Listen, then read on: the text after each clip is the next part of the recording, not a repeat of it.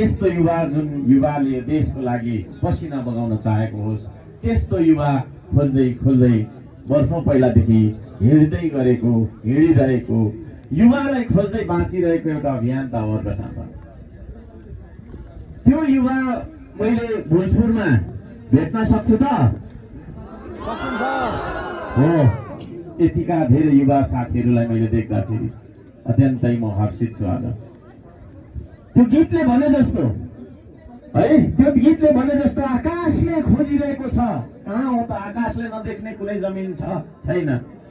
बतास नपुग्ने, हावा नपुग्ने ठाउँ कहीँ कतै छ? छैन। बतासले हावाले सोधिरहेको छ, आकाशले खोजिरहेको छ। आज युवा कहाँ छ भन्दा आज युवा विभिन्न खालका छैन नहुने कुराहरूमा दुरुपयोग भएर नष्ट भइरहेको छ, काटमारमा लागिरहेको छ, राजनीतिक गुण्डागर्दीमा पनि फसिरहेको छ। आजको युवा अल्छी युवा हुनुभयो। त्यसो भएको कारणले गर्दाखेरि युवाहरूलाई जाँगरिलो बनाउनुपर्छ भन्ने एउटा आह्वान लिएर, एउटा छैन आवाज लिएर हामी यहाँ आएका छौँ। म यहाँहरू सबैजनालाई भन्न चाहन्छु, तपाईँहरूले भन्नुहोला हर्क साम्पाङले पार्टी खोल्यो, अब पार्टी विस्तारका लागि आयो है, पार्टीको कार्यकर्ता खोज्दै यहाँ आयो भन्नु तपाईँहरूले चाहिँ लागिराख्नु भएको होला। तर त्यसो होइन, म तपाईँहरूलाई बोलाउनका लागि आएको छु। म श्रमदाता खोज्दै आएको छु। यो देशलाई बचाउनुपर्छ हामीले, यो देशलाई बनाउनुपर्छ हामीले। त्यसो भएको कारणले गर्दाखेरि यो देशलाई बचाउन र बनाउनका लागि युवालाई खोज्दै म आएको छु। अब यहाँ कति ज्येष्ठ नागरिकहरू हुनुहुन्छ, यसले त युवालाई खोजेको रहेछ, हाम्रो के काम भनेर उठेर नगइदिनु होला है। विचारले मान्छे युवा हुने हो। एउटा 16 वर्षको केटो अथवा छैन भर्खरको जेनजी, तर उसले चाहिँ नि होइन नयाँ सोच विचार राख्दैन, उसको सोच विचार परिवर्तन हुँदैन भने उसलाई युवा भन्न मिल्दैन। म युवा भन्दिनँ। तर एउटा 80 वर्षको म चाहिँ श्रमदान गर्ने मान्छे, धरानमा श्रमदानको अभियान चलाएको 4 वर्ष त्यो हुन आँट्यो। त्यहाँ सबभन्दा बुढो एकजना होइन वृद्ध, हुन त म पनि बुढो भइसकेकै अवस्था हो, एकजना वृद्ध चाहिँ श्रमदाता हुनुहुन्छ। उहाँ 87 वर्ष पुग्नुभयो, जहिले आउनुहुन्छ श्रमदानमा है। उहाँलाई म युवा भन्छु। तर हजारौं युवाहरू त्यस्ता छन् जुन युवाहरूले धरान उपमहानगरपालिकाको प्रमुखले 4 वर्षसम्म धरान बनाउनका लागि कठोर श्रम गरिरहेको छ, ढुङ्गा बोकिरहेको छ। तर एक दिन पनि त्यहाँ आउँदैन, उसले हेर्न चियाउन पनि आउँदैन, बरु विरोध गरेर बस्छ। उसलाई म युवा भन्दिनँ। त्यस्तो युवा मन तपाईँहरूसँग छ? म प्रश्न गर्न चाहन्छु, तपाईँहरूसँग त्यस्तो युवा मन छ? त्यस्तो युवा मन तपाईँहरूसँग हुनुपर्छ। आदरणीय दाजुभाइ दिदीबहिनीहरू, त्यो युवाको खोजी हामी सबैले गरौँ।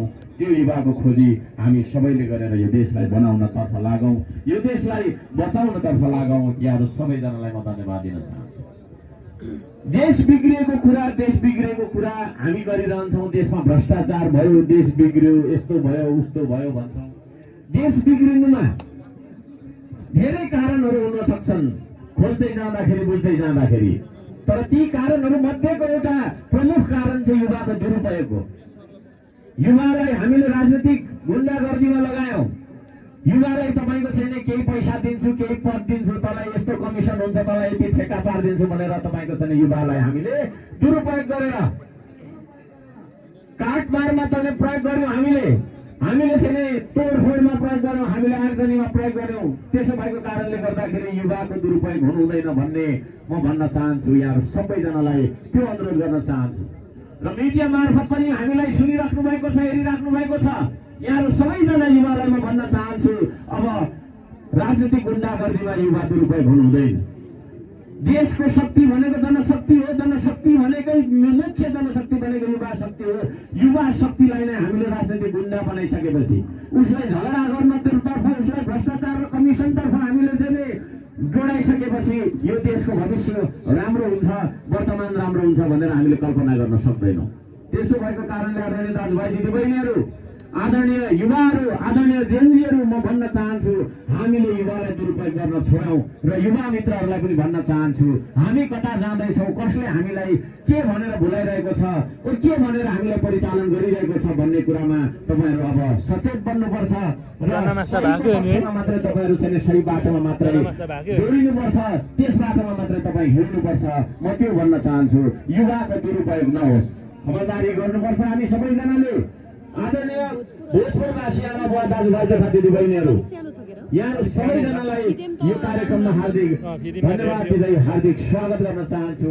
म केही लामो कुरा हुन सक्छ, केही कुराहरू अलिकति दुई चारवटा कुरा अरू वक्ताहरूको भन्दा मेरो अलिकति लामो हुन सक्छ, तपाईँहरू दिगदार नमानिकन सुनिदिनु होला र सुनेर बुझ्ने कोसिस गरिदिनु होला, म त्यो भन्न चाहन्छु।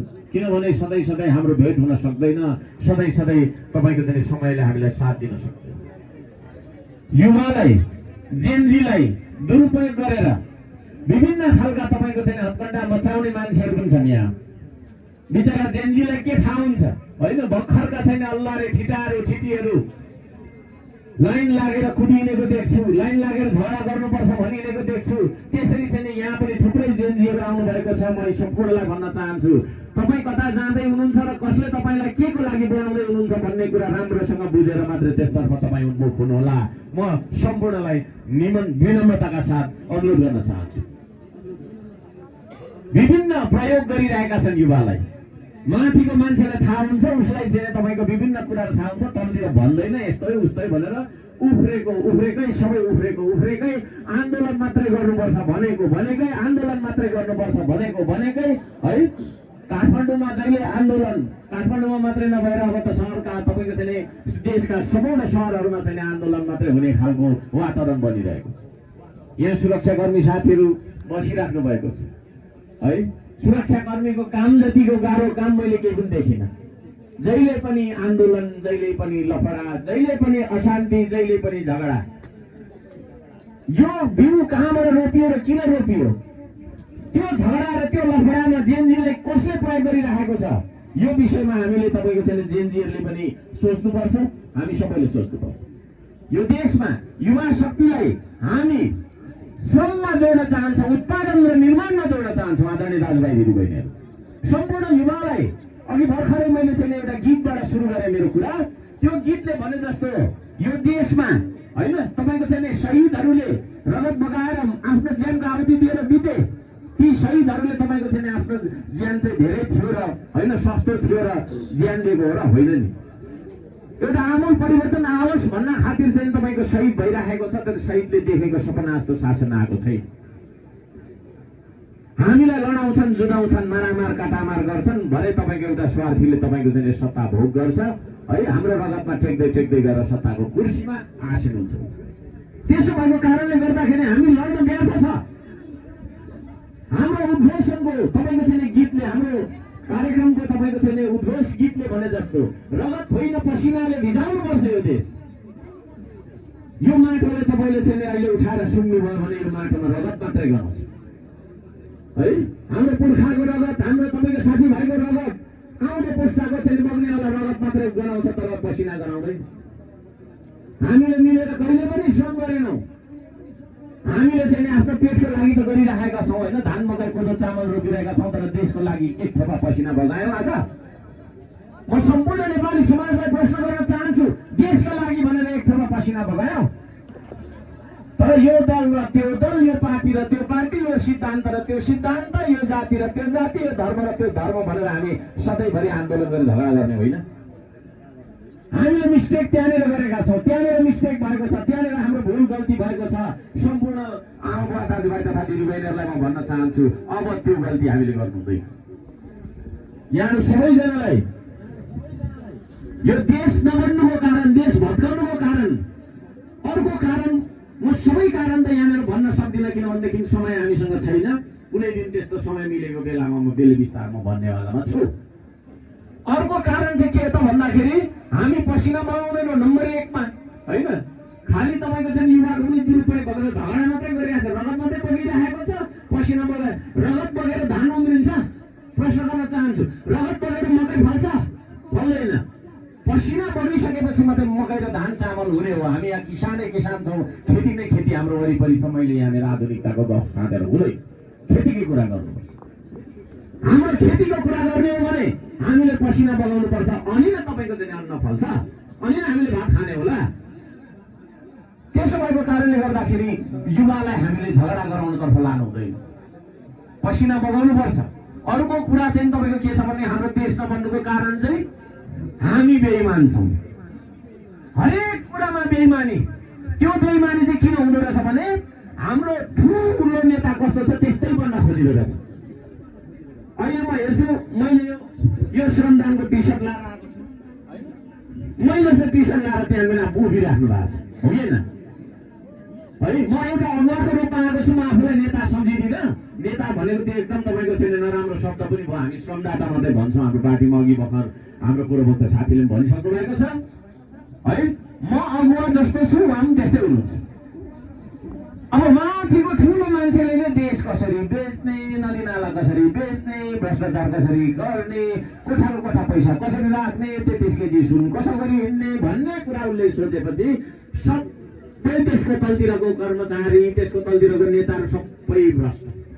अनि राजनीति गर्नु चाहिँ के को लागि भन्दाखेरि लगानी लगाएर व्यापार गरे जस्तो के होइन? त्यो खालको चाहिँ माथिको मान्छे भइसकेपछि चाहिँ सबै मान्छे चाहिँ ठग। सहकारी हेऱ्यो ठगेकै छ, ब्याङ्क हेऱ्यो ठगेकै छ, होइन? सबै मान्छे ठगेकै छ। यो ठग्ने प्रवृत्तिको विरुद्धमा हामी तपाईँ अब उठ्नुपर्छ। श्रम संस्कृति के हो भन्ने बारेमा मैले तपाईँहरूलाई बुझाउँदाखेरि श्रम संस्कृति भनेको यस्तो संस्कृति हो जसले इमान्दारिताको कुरा गर्छ, मान्छेलाई इमान्दार बन्नुपर्छ भन्छ। बोर लाग्यो? बोर लाग्यो भने भन्नुहोस्, फेरि म गीत सुनाउँछु। आदरणीय दाजुभाइ दिदीबहिनीहरू, हामी सबैले बुझ्नुपर्ने कुरा छ, हामी समाज पनि अलिकति ठगौँ कि भन्ने खालको छौँ। मैले धेरै ठाउँमा उदाहरण लिएको कुरा म यहाँ भन्छु। दसैँ तिहार आयो भने गाडी भाडा बढिहाल्ने होइन?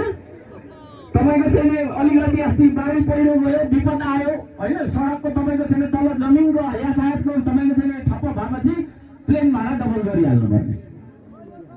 सबैजनालाई ठग्नु रहेछ यो देशमा, सबैजनालाई ठग्नु रहेछ। टिचरहरू पढाउँदैन, राजनीति गर्छ, ठुलो मान्छे म त यो पार्टीको भन्छ, पढाउँदैन। फेरि विद्यार्थी पनि कतिखेर तपाईँको चाहिँ शिक्षकको हाल्छ र भागेर तल पौडी खेलौँ, माछा मारौँ भन्छ, होइन? सबैलाई ठग्नु रहेछ। मतदातालाई पनि भात नखाइकन अब त्यो भाषण चाहिँ गरेको, भात चाहिँ के पकायो त भोट हाल्ने बेला होइन? बुथको वरिपरि यसो चाहिँ अलिकति सेन्टरमहरू छ भने भोट हालौँ होइन? त्यो फोकटको रहेछ भन्ने। सबैलाई ठग्नु पर्ने रहेछ यो देश। अब हामी सबै त्यो खालको भएको कारणले ठगहरूको देश भयो यो। अहिले हाम्रो देश उलट पलट भइरहेको छ, यस्तो भइरहेको छ यो देश होइन? यो देशको ढोल मात्रै रहने, भोलि राष्ट्रिय झन्डाको ठाउँमा विदेशी झन्डा, के अरे तपाईँको चाहिँ देशको विदेशी झन्डा आइपुग्ने स्थिति आउन आँटिसक्यो। यहाँनिर तपाईँको चाहिँ सबै यस्तो हल्लिरहेको छ, सबैलाई ठग्नु छ। कमिसन खानुपर्ने है? प्रहरी साथीहरूको त्यो बुट किन्नेमा पनि कमिसन हुन्छ अरे। अस्ति भर्खर तपाईँको चाहिँ नयाँ गृहमन्त्री आउँदाखेरि पुरानोले तपाईँको चाहिँ होइन तपाईँको ठगेको कि अहिलेकोले ठगेको भनेर त्यहाँ कुरा निस्केको थियो होइन? अचम्म लाग्छ भनौँ न, सबै मिलेर अचम्म लाग्छ, छक्क पर्छ भनौँ न, छक्क पर्छु, सबैले भनौँ के लजाइराख्नु, छक्क पर्छ भनौँ न, छक्क पर्छु। आजदेखि हामी होइन नयाँ जीवन, आजदेखि हामी नयाँ जीवन धारण गर्नेछौँ, नयाँ सोच विचारका साथ जानेछौँ। यहाँबाट त्यतिकै फोकट हामी जान पाउँदैनौँ है? हाम्रो सोच विचारमा परिवर्तन ल्याउनुपर्छ। आदरणीय दाजुभाइ दिदीबहिनीहरू, श्रम संस्कृति भनेको के हो? यो संस्कृति अरू पार्टी राख्नु नि नाम छ होइन? थुप्रो छ त, के वाद यो त भन्दाखेरि संस्कृति भन्ने बित्तिकै चाहिँ हामी सिकाउन चाहन्छौँ मान्छेलाई। काम गर्ने संस्कृतिले मान्छेलाई इमान्दार बनाउँछ। ठगेर खाँदैन है? ठगेर खाँदैन, चोरेर खाँदैन, ढाँटेर खाँदैन। त्यस्तो एउटा संस्कृतिको कुरा हामीले गर्न चाहेका छौँ। यहाँ सबैजनालाई म त्यो अनुरोध गर्न चाहन्छु। यहाँ सबैजनालाई मैले धेरै भनेको कुराहरू म यहाँ दोहोऱ्याउन चाहन्न। श्रम संस्कृति भनेको त्यस्तो संस्कृति जुन संस्कृतिले हामीलाई काम गर्नतिर लैजान्छ है? हामीलाई काम गरेर मिलेर भन्नेतर्फ लैजान्छ। मैले भने अघि श्रम र श्रमदान दुईटा फरक कुराहरू हुन्। श्रम भनेको हामीले गरिरहेका छौँ होइन, पेटको लागि त जसले पनि गरेको छ, चराले पनि गरेको छ, मुसाले पनि गरेको छ, कमिलाले पनि गरेको छ, झिगाले पनि गरेको छ। हामीले पालेका चौपायाहरू गाईबस्तु छोडी पठायो भने त्यो भोकले मर्दैन, उसले जीवपाला गर्छ है। तपाईँहरूलाई लाग्ला कुखुरा सुँगुर मैले पालेको छोडिदियो भने मर्छ भनेर के को मर्थ्यो, झन् मोटाइरहेको है। जीवपाला त सबैले गर्छ, सबै जन्तु जनावरले गर्छ। तर हाम्रो अगाडि दुईटा जिम्मेवारी छ, एउटा पेट, अर्को देश। पेट तपाईँको हो, परिवार तपाईँको हो, पेट पाल्ने जिम्मेवारी तपाईँको हो भने यो देश पाल्ने जिम्मेवारी, देश बनाउने जिम्मेवारी पनि तपाईँको हो। किनभने यो देश तपाईँको हो कि होइन? सबैलाई म भन्न चाहन्छु, पश्चिमतिरबाट युवाले भन्नुहोस् त तपाईँको यो देश हो कि होइन? यदि यो देश तपाईँको हो भने यो देश बचाउने र बनाउने जिम्मा पनि तपाईँको हो। अब देश बनाउने र बचाउने त कसरी होइन, देश बनाउने र बनाउने कसरी बनाउने त? भाषण गरेर बन्दैन, बन्दैन। भाषण गरेर, कुरा गरेर बन्दैन, किताब लेखेर पनि बन्दैन है, ठुल्ठुलो ग्रन्थ लेखेर पनि बन्दैन। देश बन्छ त सिर्फ पसिना बगाएर। किनभने अहिले यहाँ म 10 घन्टा भाषण गरिदिन्छु, तर भरे गएर मलाई भोक लाग्छ। भोक लागेको त्यो चाहिँ त भात कहाँबाट आउँछ भन्दाखेरि पसिनाबाट आउने हो कि होइन? हामीले लगाइराखेको यो लुगाको कच्चा पदार्थ पनि कृषिबाटै आउने हो। पसिना नबगाइकन कृषिको तपाईँको चाहिँ त्यो कच्चा पदार्थ आउने कुरा भएन। त्यसो भएको कारणले गर्दाखेरि घाँस, बाँस, कपास यो तिनवटा तपाईँको आधारभूत आवश्यकताका लागि पनि हामीले पसिना बगाउनुपर्छ। पसिना बगाउने मान्छेहरूको खाँचो छ मलाई यो देशलाई। त्यो श्रमदाता खोज्दै म आएको छु। यहाँहरू श्रमदाता बन्न तयार हुनुहुन्छ? सबैजनाले भन्नुहोस्, श्रमदाता बन्न तपाईँहरू तयार हुनुहुन्छ? यदि